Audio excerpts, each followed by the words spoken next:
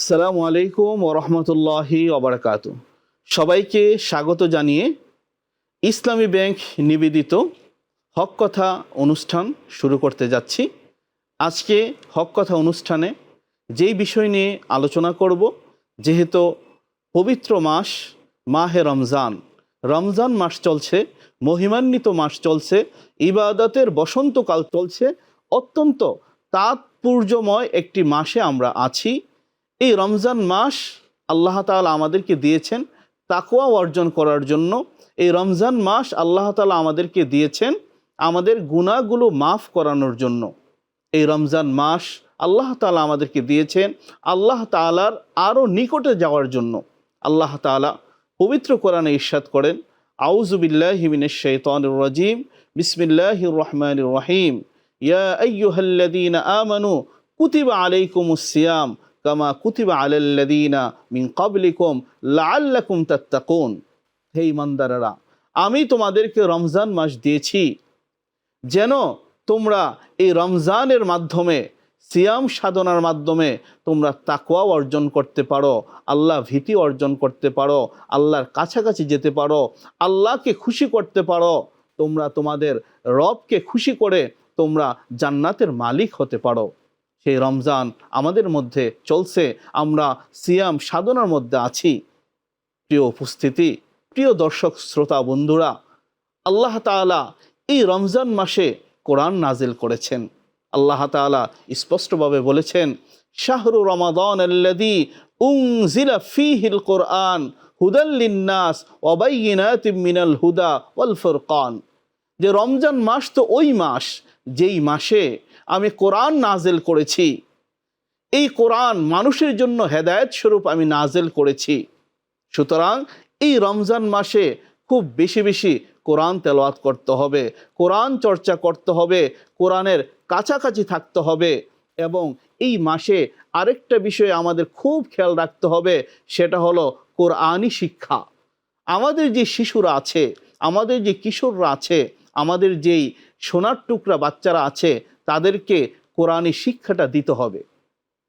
এই মাস থেকেই আসুন আমরা শুরু করি যে আমরা আমাদের বাচ্চাদেরকে পবিত্র কোরআনের একটি হুকুম এবং হাদিসে এটার বিশদ ব্যাখ্যা রয়েছে যে একটা শিশুর বয়স যখন 7 বছর হয়, সে ছেলে শিশু হতে পারে, মেয়ে শিশু হতে পারে, সে যখন ধীরে ধীরে বড় হয়, তার বয়স যখন 7 বছর হয়, তখন থেকে তাকে নামাজের প্রতি আগ্রহী করে তোলা, রমজানের রোজার প্রতি তাকে আগ্রহী করে তোলা, ধীরে ধীরে তার ভিতরে নামাজ এবং রোজার প্রতি একটা আগ্রহ সৃষ্টি করা। এটা আমরা কিভাবে করতে পারি সেটা আমাদের জানতে হবে। এটা করার বেশ কিছু পদ্ধতি আমি আপনাদেরকে বলি।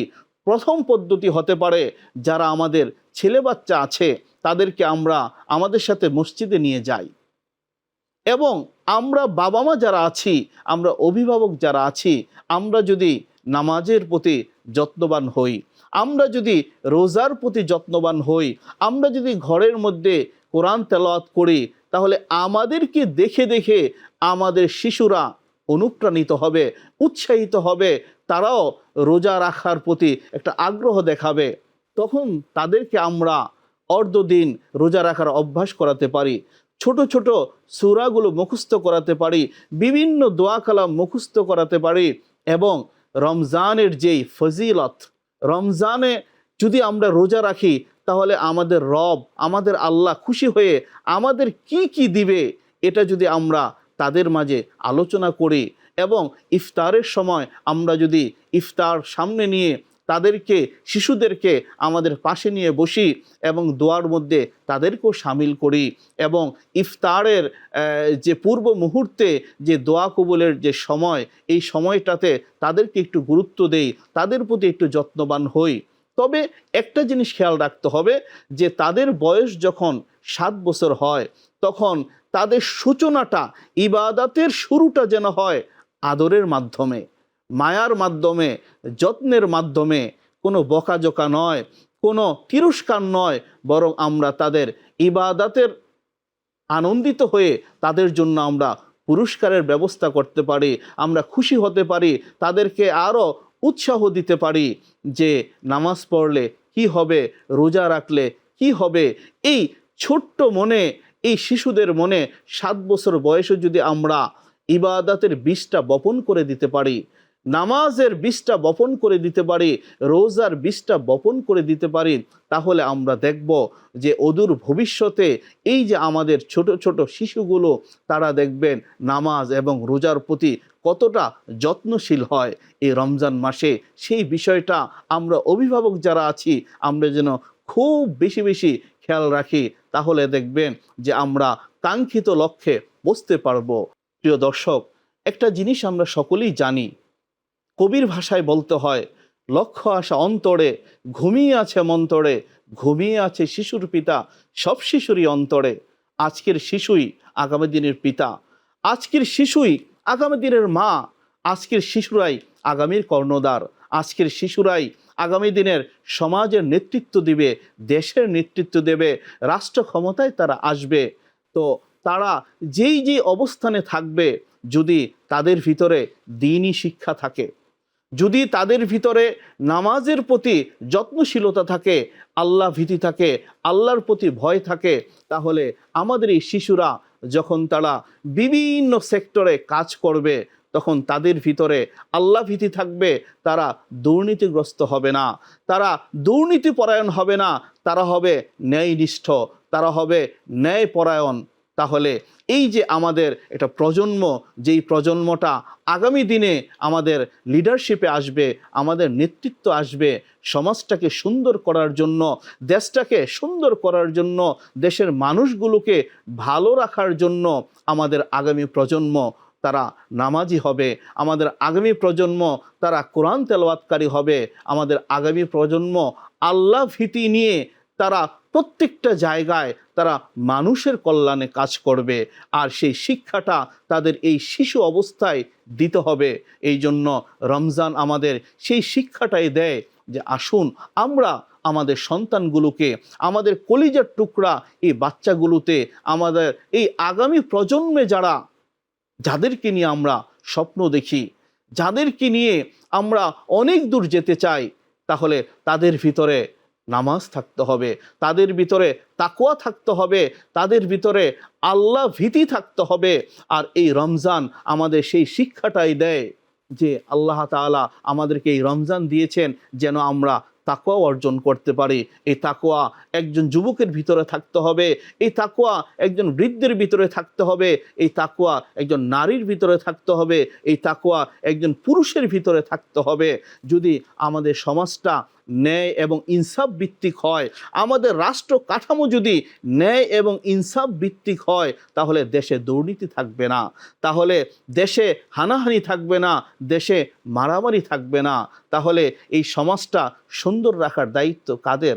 আমাদেরই, আমাদের আগামী প্রজন্ম।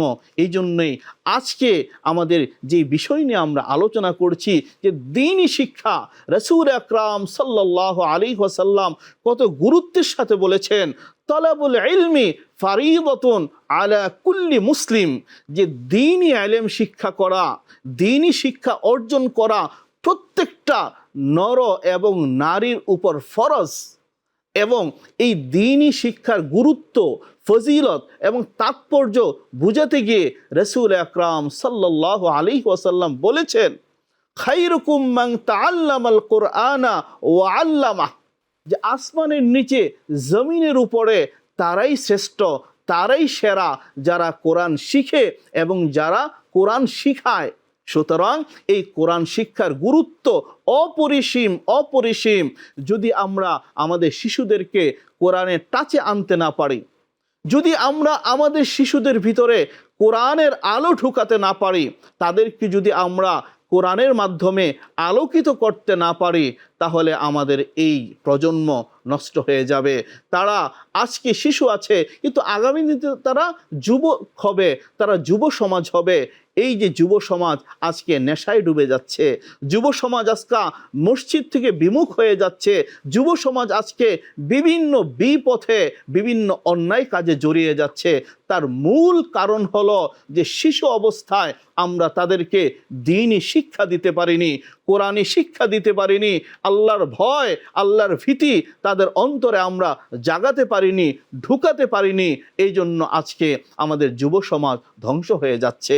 এই জন্য আমরা যদি যুব সমাজকে রক্ষা করতে চাই, যে একটা দেশের, একটা সমাজের হৃৎপিণ্ড হলো যুব সমাজ, যদি যুব সমাজ ঠিক হয়ে যায় তাহলে সমাজটা সুন্দর হয়ে যায়। এই জন্য যুব সমাজকে যদি আমরা রক্ষা করতে চাই তাহলে আমাদের ফিরে আসতে হবে তাতে শিশু অবস্থায়। এই শিশু অবস্থায় আমরা কি তাদেরকে দ্বীনি শিক্ষা দিতে পেরেছি? নামাজের প্রতি তাদেরকে আমরা যত্নবান করতে পেরেছি? রমজানের রোজার যে গুরুত্ব, যে মাহাত্ম্য, এটা কি তাদেরকে বুঝাতে পেরেছি? যদি আমরা বুঝাতে সক্ষম না হই তাহলে আগামীর প্রজন্ম ব্যর্থ হবে, আমরা ব্যর্থ হব। এই জন্য এই রমজান মাস বসে থাকার সময় নয়। আসুন আমরা আমাদের সন্তানগুলোকে নিয়ে ভাবি, আমরা অভিভাবক, আমরা নামাজের প্রতি যত্নবান হই, আমরা রোজার প্রতি যত্নবান হই এবং আমাদের শিশুদেরকে আমাদের সাথে করে মসজিদে নিয়ে যাই, মসজিদের পরিবেশটা তাদেরকে দেখাই। বারবার যখন তারা মসজিদে যাতায়াত করবে, মসজিদের পরিবেশ দেখবে, এবং আমরা যখন সেহরিতে উঠি তখন তাদেরকেও জাগিয়ে দেই। আমরা যখন শেষ সাথে তাহাজ্জুদে উঠি তখন আমাদের পাশে তাদেরকেও নামাজে দাঁড় করিয়ে দেই। আমরা যখন ইফতারে বসি তখন ইফতারে তাদেরকেও পাশে বসাই এবং এই নামাজ এবং রোজা এগুলোর ফজিলত তাদেরকে আমরা বুঝাই। এবং আমাদের আখেরাত আছে, আমাদের আল্লাহ আছে, আমাদের নবী আছে, আমাদের হিসাব হবে, আমাদের কিতাব হবে। আর যদি আমরা নামাজ এবং রোজা রাখি তাহলে এর ফজিলত, এর পুরস্কার কি হবে, এটাও আমরা তাদেরকে বুঝাই। যদি আমরা তাদেরকে বুঝাতে সক্ষম হই তাহলে দেখবেন যে তারা ইনশাল্লাহ আগামী দিনের এই ভবিষ্যৎ, আগামী দিনের এই প্রজন্ম এই দ্বীনি শিক্ষা অর্জন করে তারা ইঞ্জিনিয়ার হবে, তারা ডাক্তার হবে, তারা অনেক বড় বড় শিক্ষিত হয়ে বিভিন্ন জায়গায় যাবে। কিন্তু তার ভিতরে ওই যে আমরা দ্বীনি শিক্ষা ঢুকাতে পেরেছি, সে আর দুর্নীতিপরায়ণ হবে না, সে দেশের জন্য কাজ করবে, মানুষের জন্য কাজ করবে, আমাদের সমাজটা সুন্দর হবে, দেশটা সুন্দর হবে। তবেই আমাদের সমাজ এবং দেশে আনন্দের ফুলগো-ধারা বয়ে যাবে। আল্লাহ তাআলা আমাদেরকে সেভাবে আমাদের এই প্রজন্মটাকে, আমাদের এই শিশুগুলোকে দ্বীনি শিক্ষায়, কোরআনী শিক্ষায় শিক্ষিত করে একটা আলোকিত জীবন উপহার দেওয়ার তৌফিক দান করুন। ওয়া আখির দাওয়ানা আনিল হামদুলিল্লাহি রাব্বিল আলামিন। আসসালামু আলাইকুম ওয়া রাহমাতুল্লাহি ওয়া বারাকাতুহু।